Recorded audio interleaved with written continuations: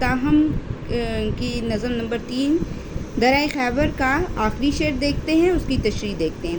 یہ ہے وہ خار زار، اس میں ہزاروں آبلے پھوٹے، نہیں ٹوٹے مگر یہ سنگ دل کانٹے نہیں ٹوٹے۔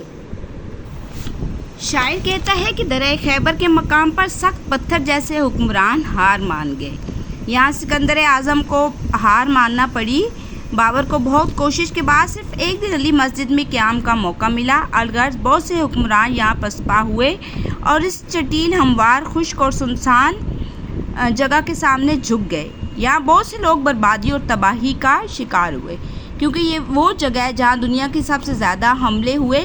لیکن شاعر کہتا ہے کہ ان سب کے باوجود یہاں کے سخت دل قبائل ہار نہیں مانے، یعنی کہ یہاں بہت سے جو بادشاہوں کو وہ شکست کا سامنا کرنا پڑا، لیکن یہاں کے قبائل جو ہے وہ سخت دل تھے، وہ کبھی ہار نہیں مانے۔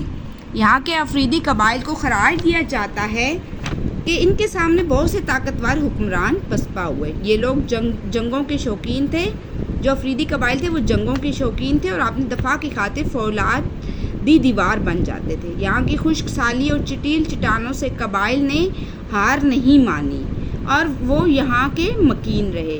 یہ لوگ آج بھی اس طرح اپنے دفاع کی خاطر طاقتور ہیں، یعنی کہ وہ آج بھی جو ہے اپنے دفاع کی خاطر ہی وہ ہمیشہ اپنے آپ کو طاقتور سمجھتے ہیں اور ایک پرامن زندگی گزار رہے ہیں۔ یعنی انہوں نے اپنی پرامن زندگی میں بھی اپنے وطن کی حفاظت اور اس کے دفاع کی خاطر ہمیشہ وہ تیار رہے۔ اب ہم اس کے سوالوں کے مختصر جواب دیکھتے ہیں۔ اس کا سوال نمبر 1 ہے، درۂ خیبر کی سرزمین میں گھاس اور پھول کیوں پیدا نہیں ہوتے؟ تو درۂ خیبر کے راستے کے دونوں طرف تقریباً 1500 فٹ اونچی پہاڑی چٹانیں ہیں جو کہ ویران اور ناہموار ہیں۔ ان کے بیچ ناقابل دریافت غار واقع ہیں۔ یہ درہ صدیوں سے جنگوں کا مرکز رہا ہے۔ درۂ خیبر ایک اہم گزرگاہ ہے جہاں سے اہم تجارتی قافلے گزرتے ہیں۔ یہی وجہ ہے کہ یہاں گھاس اور پھول نہیں اگتے، لیکن یہاں اونچے پہاڑ اس قدر لمبے ہیں کہ آسمان کو چھوتے ہیں۔ سوال نمبر 2، کالی چٹانوں کے یہ سلسلے کس چیز کے امانت دار ہیں؟ سوال نمبر 2 کا جواب، درۂ خیبر کا علاقہ اونچی کالی پہاڑی پر مشتمل ہے۔ درۂ خیبر کے یہ طویل اور اونچے پہاڑی سلسلے پرانی کہانیوں کی یاد دلاتے ہیں۔ وہ پرانی کہانیاں کون سی ہیں؟ آریاؤں نے تقریباً 4000 سال پہلے اس کو پار کیا تھا اور ہندوستان میں داخل ہوئے۔ منگول اور تاتاری بھی یہاں آئے۔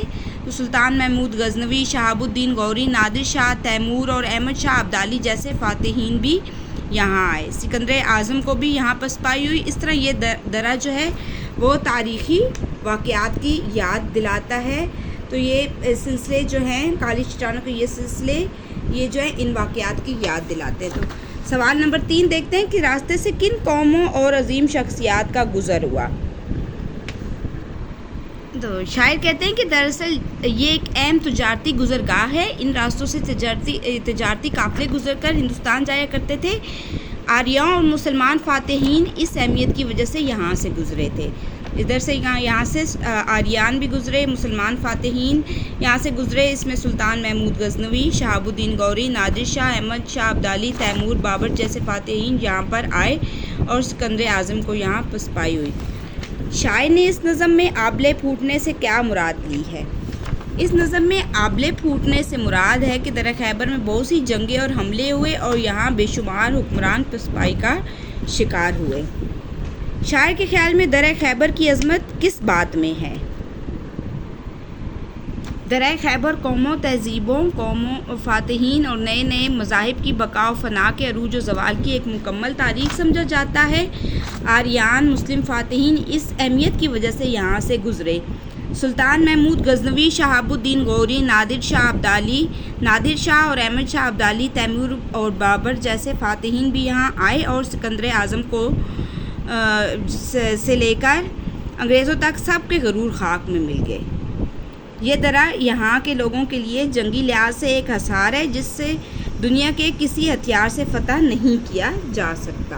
اب اس نظم کا آخری سوال دیکھتے ہیں۔ اس نظم میں جن تاریخی شخصیات کا ذکر آیا ہے ان کا مختصر تعارف بیان کریں۔ تو سکندر اعظم جو 303 سے 350 قبل مسیح تک مقدونیہ کا حکمران رہا۔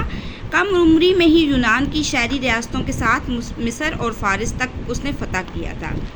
اس نے ارسطو جیسے استاد کی صحبت پائی، کئی اور سلطنتیں بھی اس نے فتح کی اور اس کی حکمرانی یونان سے لے کر ہندوستان کی سرحدوں تک پھیل گئی۔ 34 سال کی عمر میں یہ وفات پا گئے۔ جو سکندر اعظم تھے وہ اس نے کم عمری میں یونان کی شہری ریاستوں کے ساتھ مصر اور فارس کو بھی فتح کیا تھا۔ ارسطو جیسے استاد کے شاگرد رہے اور کئی سلطنتیں فتح کی اور جو ہے 34 سال کی عمر میں یہ وفات بھی پا گئے۔ اب محمود غزنوی جو تھا سلطنت غزنویہ کا پہلا حکمران تھا۔ اس نے 909 سے لے کر 1030 تک حکومت کی۔ اس نے 17 بار برصغیر پر حملہ کیا اور فتح بھی حاصل کی۔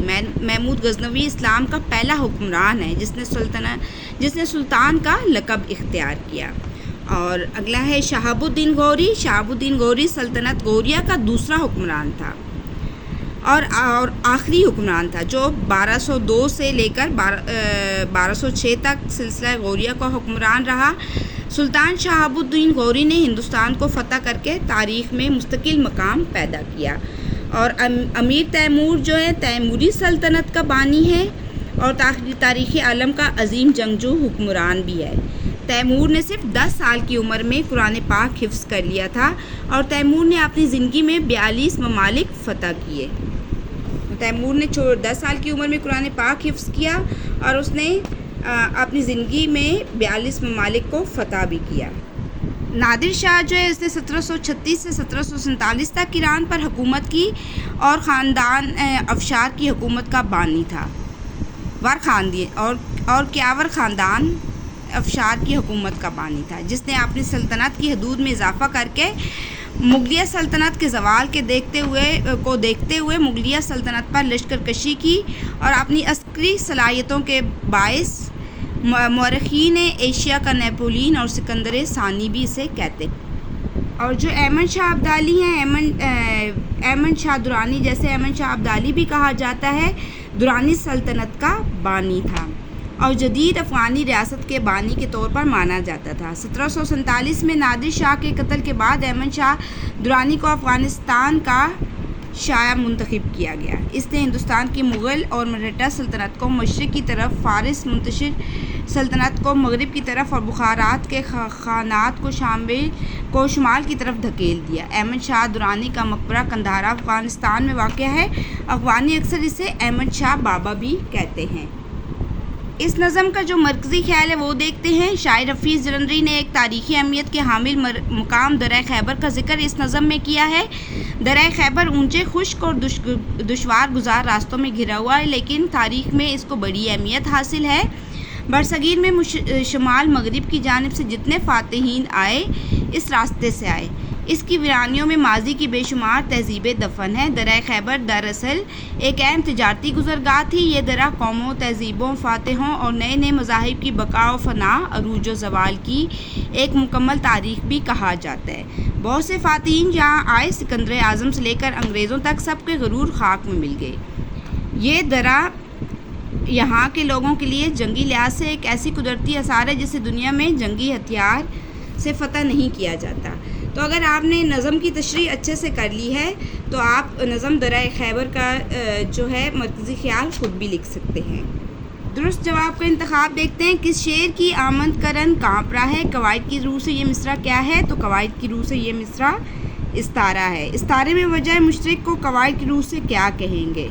تو وجہ مشترک کی وجہ سے قواعد کی روح سے اسے حروف تشبیہ کہیں گے۔ مثنوی کا لفظ مثنیٰ سے ماخوذ ہے۔ اس کے لغوی معنی کیا ہیں؟ تو اس کے لغوی معنی ہیں دو کے۔ ایک ہی بیر میں لکھی جانے والی طویل نظم کو کیا کہتے ہیں؟ جس کے ہر شعر کا قافیہ ردیف جو ہے وہ الگ ہوتا ہے۔ تو ایک ہی بیر میں لکھی جانے والی طویل نظم کو کیا کہتے ہیں؟ جس کا ہر شعر کا قافیہ ردیف الگ ہوتا ہے تو اسے شعر آشوب کہتے ہیں۔ نظم مثنوی عام طور پر کیسی بحر میں لکھی جاتی ہے؟ تو یہ چھوٹی بحر میں لکھی جاتی ہے۔ تو یہ تھی ہماری نظم جو درہ خیبر کی تشریح اور اس کی حل مشق۔ انشاءاللہ ہم آگے اگلی مشقوں کا جائزہ اور اگلی نظموں کا جائزہ لیں گے۔ اللہ حافظ۔